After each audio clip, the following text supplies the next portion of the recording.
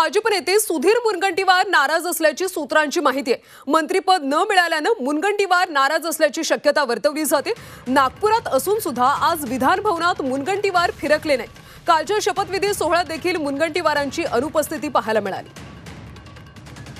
भाजप नेते सुधीर मुनगंटीवार सुद्धा आता नाराज असल्याची सूत्रांची माहिती मिळते।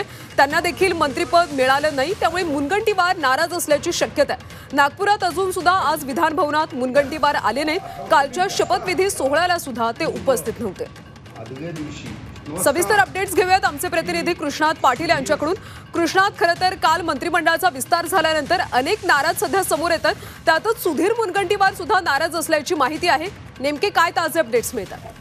सुधीर मुनगंटीवार कालच्या शपथविधी सोहळ्याला देखील हजर नव्हते। आज नागपुरात असून देखील ते विधानसभेतल्या कामकाजात सहभागी झालेले नाहीत, त्यामुळे त्यांना मंत्रिपद न दिल्यामुळे ते नाराज असल्याची चर्चा सध्या सुरू झालेली आहे। सुधीर मुनगंटीवार हे भाजपचे ज्येष्ठ नेते आहेत आणि विदर्भातले एक चांगले व्यक्तिमत्व म्हणून त्यांना ओळखलं जातं आणि त्यांना मंत्रिपद मिळेल अशी एक अपेक्षा होती, कारण ज्येष्ठ नेते होते, प्रत्येक मंत्रिमंडळात भाजपच्या ते सहभागी देखील होते, परंतु यावेळी मात्र त्यांना डावलण्यात आल्यामुळे ते नाराज असल्याची चर्चा सध्या सुरू आहे।